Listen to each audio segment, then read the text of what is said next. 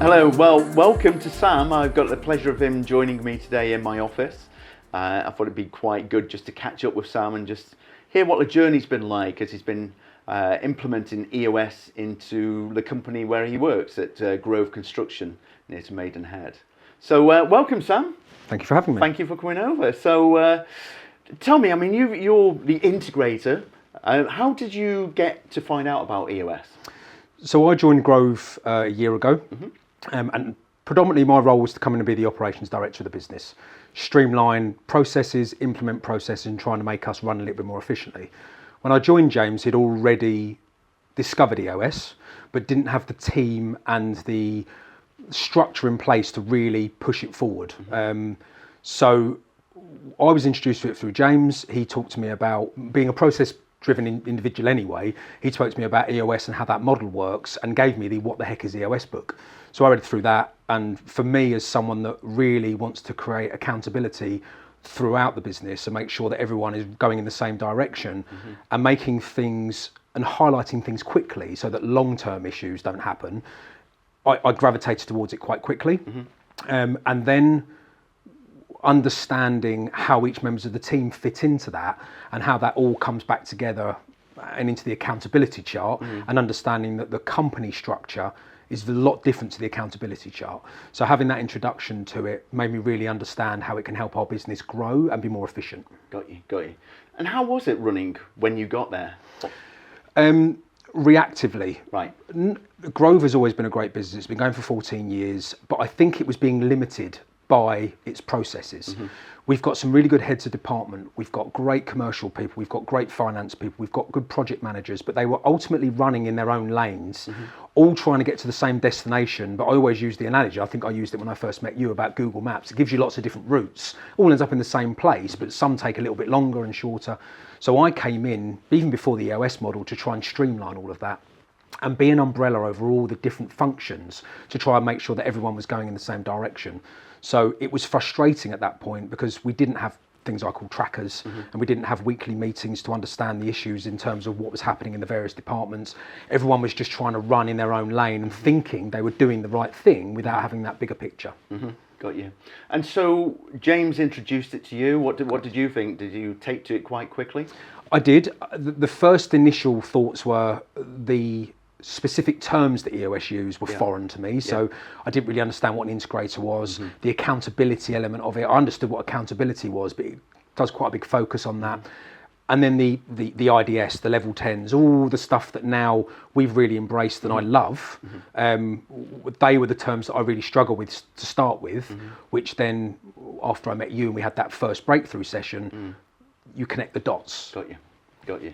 Well, I remember in that first session, the 90-minute as we call it, you got very excited about the process component. Absolutely. I've never seen anyone get so excited about process as Sam, but which was great. But obviously, once we then started working together, how was the journey of implementing EOS? Because obviously, first stages is with leadership team. Yes. How were those stages for you guys? It was a really refreshing stage, but also a very difficult stage in the business, because what the EOS model does, especially we haven't filtered it out, and actually we're filtering it out this week. But what it did is it created that structure of the senior leadership team. And the first thing we did in the breakthrough session was understand the seats and the accountability and the GWC and the people analyzer. And what that ended up doing is, not unfortunately, but shone a spotlight on areas of the business that might not necessarily have been functioning the right way. And as soon as you then give accountability to that seat, sometimes, unfortunately, it makes people realise that actually where the business is going, they may not fit. So the initial issues and teething problems were getting the right people in those right seats. Yes. Now, what ended up happening is that even though I'm the integrator, I sit in the construction seat, and even though James is the visionary, me and him, even though it's an EOS no-no, share the sales and marketing seat, because we are still trying to create that structure. But that was the initial teething stages of it, to try and get that system and that continuity in place of, we are the senior leadership team, this is what we're about, we all need to be going in the right direction, and some people maybe not fitting into that direction. Sure, yeah. Now you say you've not launched it to the rest of the team, you're doing that this week, but you have been running it for a sort of a quarter or two really, and sort of trying different things, aren't you? You're getting more confident with it, aren't you? Yeah, so one process I always had anyway was to have weekly meetings with the team. Right. And even though James was the visionary, me and him, even though it's an EOS no-no, share the sales and marketing seat, because we are still trying to create that structure. what EOS structures you to do is level 10 meetings. So what it's done is it's taken an already process I had and streamlined it and made it more efficient. So when we do our rollout this week, me dropping level 10s previously and rocks and IDSing things and figuring out an issue and discussing it and solving it, they're all things that they've already heard, because we've been doing that now for probably about 6 months. And we structure them slightly differently. Our senior leadership one is run on 90. It's a 90-minute. We go through our headlines, we go through our rocks, and then we go through the issues and we discuss them and we solve them. What we've started to do in the other ones is I have an integrator to commercial meeting every week, and we level 10 that to a certain extent. I have an integrator to a finance element, and then me and James have a new business for that level 10. Because we're a construction company, we've got 8 projects on at the moment. Projects managers are different on every site. You have a different QS. So on a Thursday, we have a full level 10 meeting where we have an hour on each site. We discuss the issues, we discuss them, we solve them. We have a 7-day to do to bring them forward. And that's where the EOS process has been so vital. Brilliant. That makes sure, and it's in one of the first videos I saw you launch, it was deal with an issue before it becomes a problem. Right. And in the construction industry, it's kind of a sweep under the rug mentality sometimes. That's going to be an issue. It's not a problem yet. That's going to be an issue. Now it's a problem. Yeah. We're smoking those things out now. And that's what's been probably the biggest benefit to the business. Brilliant. Wonderful. Good to hear. Now, you mentioned about James. So obviously James it's his company. He's Correct. been in it from day one, sort of thing, clearly, and very much involved with it. How's the relationship with you and James working out now? Because obviously he's sort of gone to a visionary role and you doing day-to-day, right, as the integrator. Correct. And I think the EOS has helped clarify that. And I think that when I first joined, I had expectations of being a certain thing in the business. And he's had this for 14 years, it's in his baby, and he's given me a lot of trust in a relatively short period of time to take over that running. What the visionary and integrator role did was define that role, and actually made us realise by reading actually the book Rocket Fuel that he was born to be a visionary. He is the culture leading, forward thinking, what's happening in the future mindset that was actually being capped by that integrator role, even though we didn't know what an integrator was, because he was having to get involved in the day-to-day. He was having to go to site, sit in a program meeting, meet the client, do the progress meeting. So his hunger to be the visionary wasn't being able to be realised. He simply didn't have the time. What it's done is gone, I'm not meant to be a visionary. That's not my strength. I'm a process driven, deal with the issue, look at the short-term targets, figure out how we get there. That's my strength. And understanding of the different functions, that's enabled him to do the visionary role and me to then really thrive under that sort of integrator role. Got it. And that makes sense, because it's quite painful for a visionary sat in your seat. It is quite a painful position to be in. So the fact that you've taken that is brilliant, really good. For teams that might be thinking about EOS, what should they be thinking about? I mean, what are the top things they should be questioning? You know, whether they're right for it or what. You know, what should they be thinking about? If you've got a business, no matter what you're doing, whether you're selling pencils or you're building buildings like us, and you are struggling to create accountability and you're struggling to get structure for that accountability, EOS gives you that. It gives you clear, defined understanding of what elements of the business are failing, through simple things like a scorecard, through weekly meetings to understand where the issues are. And then it makes people accountable for a 7-day to-do they've got. I always say the joke in the level 10, every Thursday we have our level 10 for the commercial and construction department, because we combine those. On a Wednesday afternoon, everyone's got the tracker on the screen. They're looking at what their 7-day to-do was. They're frantically trying to do their 7-day to-do, so they're not sitting in a meeting and I go, by the way, Joe Blogs, did you do your 7-day to-do last week? No. And everyone in the room doesn't feel like they're pulling their weight. It's created that accountability. So if you're struggling to see where your business is failing or not achieving what it needs to, if you feel like you're hitting a ceiling and you can't break through because of your personnel, your ability to get processes in place, your ability to get people to do their job, ultimately, EOS gives you that structure and creates that accountability. Brilliant, good. Now, clearly people can buy the book, read it, do it themselves, look at the website, but obviously you've gone down the route of having an implementer like myself help you. How's that been? For us, we wouldn't have been able to roll this out to the success we have without an implementer like yourself. Reading the book's great. I've always been, you can't get stopped by the confines of a book.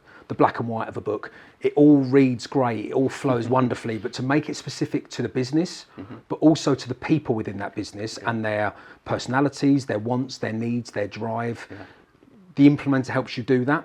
And through Clear, that 90-minute breakthrough was the 90-minute breakthrough was for James to sell it to us. Right.